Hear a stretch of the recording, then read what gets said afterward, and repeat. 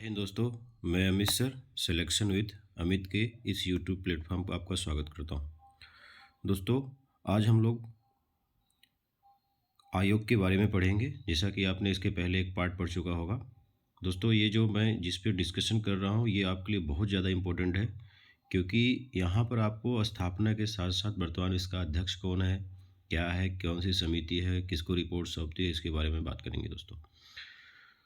तो दोस्तों चलिए चर्चा करते हैं। आज हम लोग दोस्तों बात करेंगे केंद्रीय सतर्कता आयोग, जिसको बोलते हैं CVC, central vigilance committee. Central vigilance committee या इसको बोलते हैं केंद्रीय सतर्कता आयोग। ठीक है, इसकी स्थापना कब हुई? 1964 में। कब हुई है? 1964 में। ठीक है, किस किस समिति की सिफारिश पर हुई है? के संथानम समिति की सिफारिश पर केंद्रीय सतर्कता आयोग की स्थापना हुई है। के संथानम समिति के सिफारिश पर केंद्रीय सतर्कता आयोग की स्थापना होती है। इसका हेडक्वार्टर कहाँ है? इसका हेडक्वार्टर है दिल्ली। कहाँ पे है? नई दिल्ली में इसका हेडक्वार्टर है। अच्छा, इसका कार्य क्या है?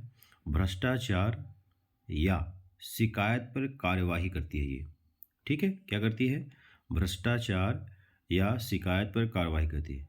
इसका नाम है केंद्रीय सतर्कता आयोग। सतर्कता से आप थोड़ा सा परेशान हो सकते हैं, लेकिन वी फॉर विजिलेंस होते हैं, और विजिलेंस का मतलब होता है निगरानी, यानी किसी चीज़ों पर निगरानी रखना, यानी भ्रष्टाचार या शिकायत पर निगरानी रखना। दोस्तों आगे बात करते हैं। यह अपने रिपोर्ट किसको सौंपता है? यह जो केंद्रीय सतर्कता आयोग होता है ये अपनी रिपोर्ट किसको सौंपता है? राष्ट्रपति को सौंपता है। वर्तमान में हमारे राष्ट्रपति कौन है?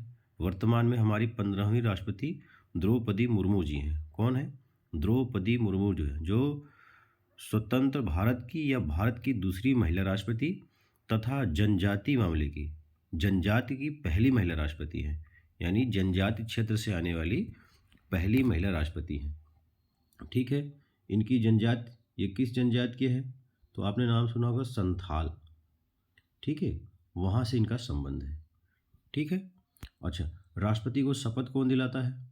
तो जो CJI होता है, चीफ जस्टिस ऑफ इंडिया। ठीक है, चीफ जस्टिस ऑफ इंडिया यानी भारत का मुख्य न्यायाधीश। ठीक है, वर्तमान में भारत के मुख्य न्यायाधीश कौन है? वर्तमान में भारत के 50वें मुख्य न्यायाधीश कौन है? DY चंद्रचूड़। DY चंद्रचूड़। ठीक है, ये चौथे क्रम के हैं, 50वें। इनका नाम क्या है? धनंजय यशवंत चंद्रचूड़। ये इलाहाबाद हाई कोर्ट के भी मुख्य न्यायाधीश के पद पर इन्होंने कार्य कर चुका है। तो वर्तमान में ये इनका जो है कार्यकाल चल रहा है। दोस्तों आगे बात करते हैं। 2003 में इसे बनाया गया था। हालांकि स्थापना तो 1964 में किया गया था, लेकिन 2003 में केंद्रीय सतर्कता आयोग को एक क्या बना दिया गया? एक सांविधिक निकाय बना दिया।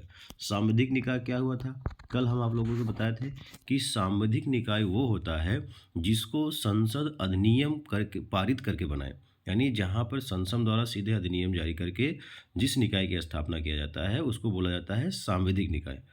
आगे बात करते हैं, वर्तमान में इसके अध्यक्ष कौन है? तो वर्तमान में सुरेश एन पटेल। सुरेश एन पटेल केंद्रीय सतर्कता आयोग के मुख्य आयुक्त हैं। क्या है? मुख्य आयुक्त हैं। अगर आपसे पूछा जाए जो केंद्रीय सतर्कता आयोग है, आयोग का मुख्य आयुक्त होता है, उनका कार्यकाल क्या होता है? तो 4 वर्ष या 65 वर्ष। 4 वर्ष या 65 वर्ष। ठीक है दोस्तों, तो ये रहा केंद्रीय सतर्कता आयोग के बारे में, जिसको हम CVC बोलते हैं। दोस्तों आगे हम लोग बात करते हैं। आगे हम लोग बात करेंगे राष्ट्रीय मानवाधिकार आयोग के बारे में। किसके बारे में? राष्ट्रीय मानवाधिकार आयोग के बारे में बात करेंगे। बहुत ज़्यादा इंपॉर्टेंट है, एग्ज़ाम में बहुत ही ज़्यादा आता है, बहुत ज़्यादा इंपॉर्टेंट है और एग्ज़ाम में बहुत ही ज़्यादा आता है, इसलिए इसके बारे में हम लोग बात करते हैं। ठीक है दोस्तों, तो आप जानते हैं राष्ट्रीय मानवाधिकार आयोग, जिसको हम लोग क्या बोलते हैं? NHRC। कभी कभी राष्ट्रीय मानवाधिकार आयोग न दे करके NHRC बोलता है। एच का मतलब होता है, N का मतलब होता है नेशनल, H का मतलब होता है ह्यूमन, R का मतलब होता है राइट्स, और C का मतलब होता है कमीशन, यानी राष्ट्रीय मानवाधिकार आयोग। दोस्तों आपको पता होना चाहिए 10 दिसंबर 1948 को, ठीक है, वैश्विक स्तर पर संयुक्त राष्ट्र संघ द्वारा वैश्विक मानवाधिकार आयोग का गठन किया गया। उसी को अपनाते हुए भारत ने अपने यहाँ मानवाधिकार संरक्षण कानून को इसके लिए एक अधिनियम लाया, जिसको बोला गया मानवाधिकार संरक्षण अधिनियम 1993। इसके तहत हमारे देश में 12 अक्टूबर 1993 को जो है NHRC की स्थापना होती। यानी देखिए, संयुक्त राष्ट्र संघ तो 10 दिसंबर 1948 को स्थापना करता है, लेकिन भारत जो है यहाँ पे 12 अक्टूबर 1948 को स्थापना करता है। ठीक है, तो अगर पूछा जाए मानवाधिकार दिवस कब मनाया जाता है, तो 10 दिसंबर को वैश्विक मनाया जाता है। ठीक है, बात स्पष्ट हो गया। ठीक, और भारत में स्थापना कब होता है? अधिनियम तो आता है 1993, उसी अधिनियम के तहत 12 अक्टूबर 1993 को NHRC की स्थापना होती है। अब आगे हम बात करें, ये कैसा निकाय है? यह भी एक सांविधिक निकाय है, यानी यह भी एक सांविधिक निकाय है, साथ साथ ये अर्ध न्यायिक भी है। कैसा है? अर्ध न्यायिक, पूर्णतः न्यायिक नहीं है, अर्ध न्यायिक, क्योंकि पूर्ण न्याय जो होता है वो न्यायालय में होता है, ये अर्ध न्यायिक है। ठीक है, और सांविधिक निकाय है, यानी संविधान द्वारा, संसद द्वारा, अधिनियम के द्वारा इसे पारित किया गया। इसका कार्य क्या है? देश में मानवाधिकारों का प्रहरी, देश में मानवाधिकारों का प्रहरी।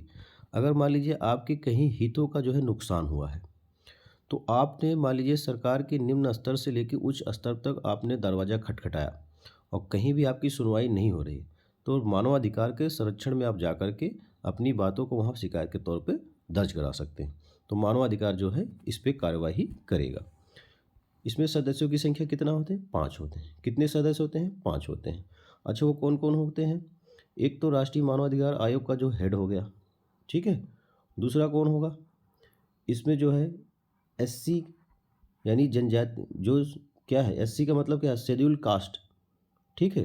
अनुसूचित जाति आयोग का जो अध्यक्ष होता है वो होता है। ST का जो आयोग का अध्यक्ष होता है वो होता है। अल्पसंख्यक आयोग का जो अध्यक्ष होता है वो होता है।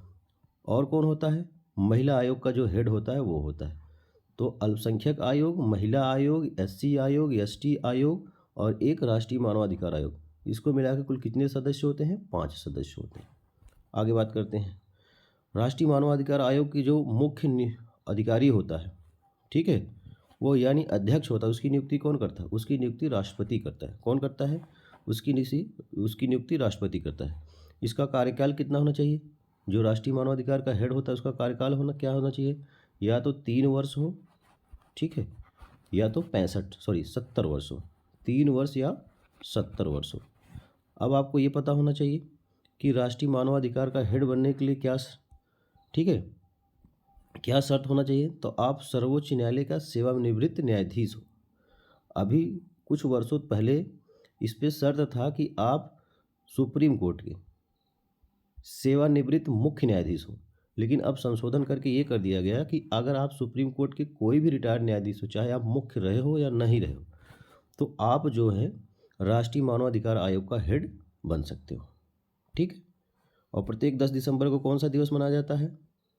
अंतर्राष्ट्रीय मानवाधिकार दिवस। अगर पूछा जाए वर्तमान में राष्ट्रीय मानवाधिकार आयोग के अध्यक्ष कौन है, ये बहुत ज़्यादा इंपॉर्टेंट पॉइंट है। तो अरुण कुमार मिश्रा है। कौन है? अरुण कुमार मिश्रा है। जस्टिस अरुण कुमार मिश्रा जी जो है वर्तमान में राष्ट्रीय मानवाधिकार आयोग के अध्यक्ष हैं। दोस्तों आगे बात करते हैं, फिक्की के बारे में बात करेंगे।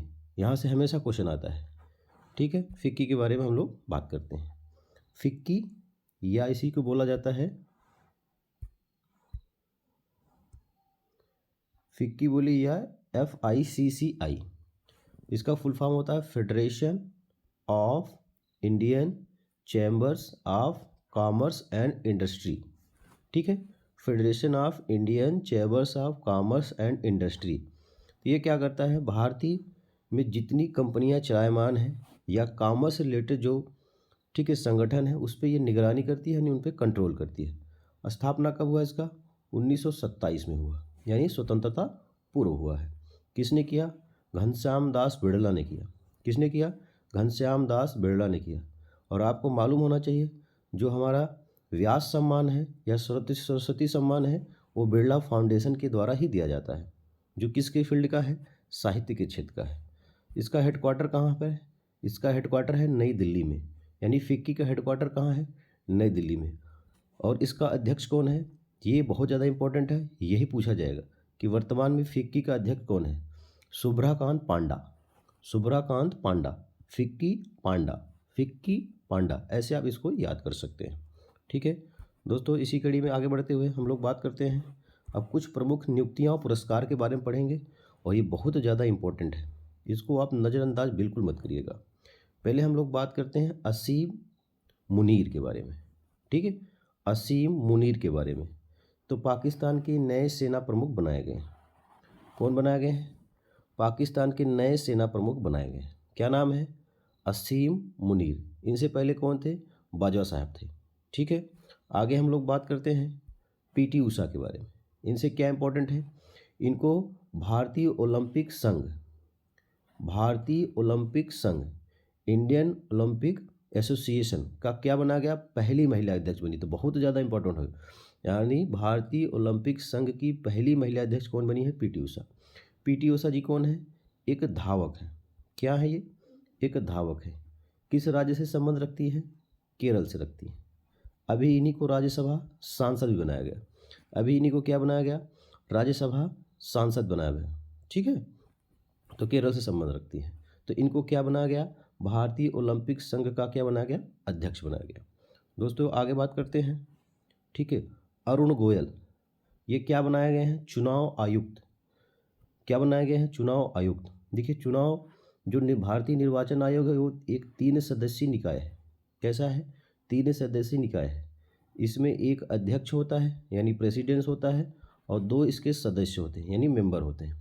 ठीक है, तो अभी बच्चे कभी कभी कंफ्यूज हो जाते हैं, वो मुख्य चुनाव आयुक्त और ठीक है चुनाव आयुक्त में अंतर ही नहीं समझ पाते। तो अरुण गोयल जी को जो है क्या बनाया गया है? चुनाव आयुक्त। ये मुख्य चुनाव आयुक्त नहीं है, चुनाव आयुक्त। तो कितने चुनाव आयुक्त होते हैं? 2।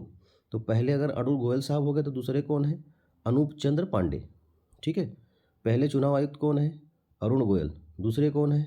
अनूप चंद्र पांडे। अगर आपसे पूछा जाए वर्तमान में भारत के मुख्य चुनाव आयुक्त या मुख्य निर्वाचन आयुक्त कौन है, तो कौन है? राजीव कुमार। कौन है? राजीव कुमार। ठीक है, निर्वाचन आयोग कैसा संगठन है? संवैधानिक संगठन। कैसा संगठन है? संवैधानिक संगठन, यानी इसका संविधान में क्या है? वर्णन है। ठीक है, आगे बात करते हैं।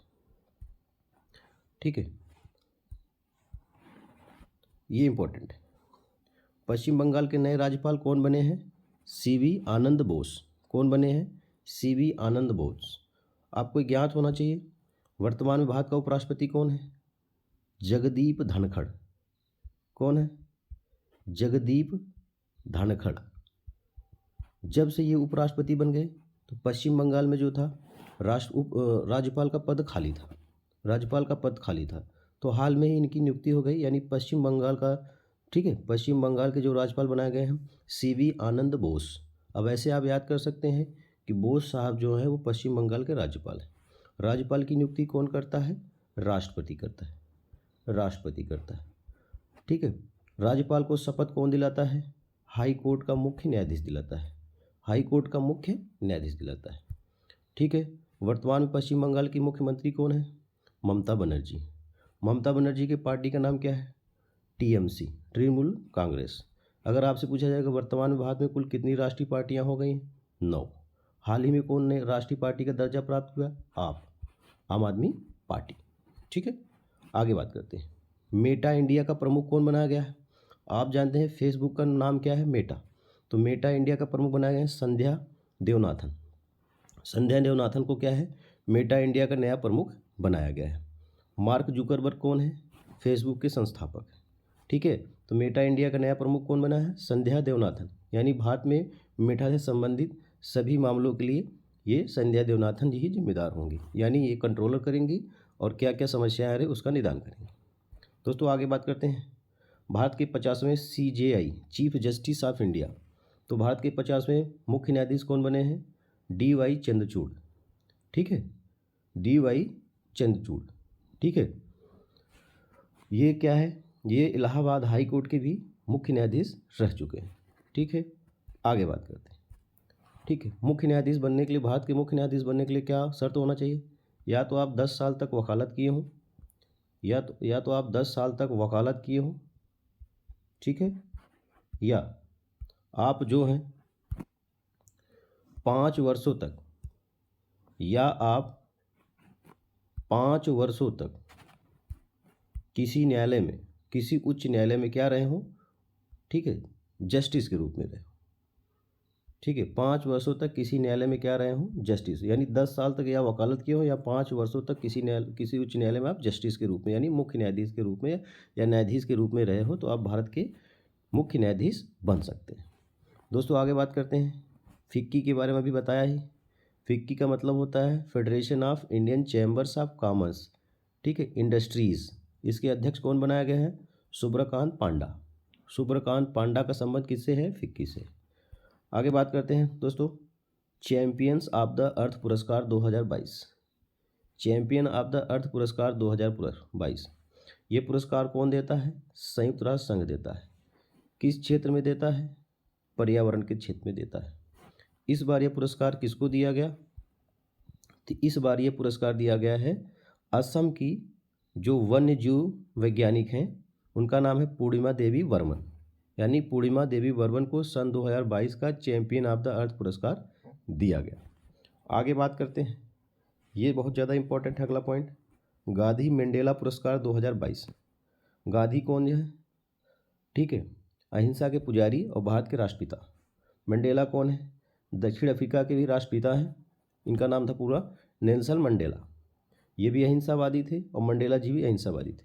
इनके नाम से एक पुरस्कार दिया जाता है जिसको बोला जाता है गांधी मंडेला पुरस्कार 2022। ये पुरस्कार कब शुरू किया गया, गांधी जी की 150वीं जयंती से, गांधी जी की 150वीं जयंती से। इस बार ये पुरस्कार किसको दिया गया, तिब्बती धर्मगुरु दलाई लामा को। वर्तमान में आप जान रहे हैं तिब्बत एक देश न होकर तिब्बत जो है चीन के अंतर्गत एक शासित देश है, यानी वर्तमान पर तिब्बत पर किसका कब्जा है, चीन, ठीक है। बातें स्पष्ट हो गया, आगे बात करते हैं, ठीक है। अगर आपसे पूछा जाए para sports person of the year 2022 का पुरस्कार किसको दिया गया, तो आप बोलेंगे अवनी लखेरा या अवनी लेखरा, ठीक है। ये क्या है, निशानेबाज है, कैसी हैं, पैरा ओलंपिक संबंध है, ठीक है। 10 मीटर के रेंज में ये फायर करती हैं।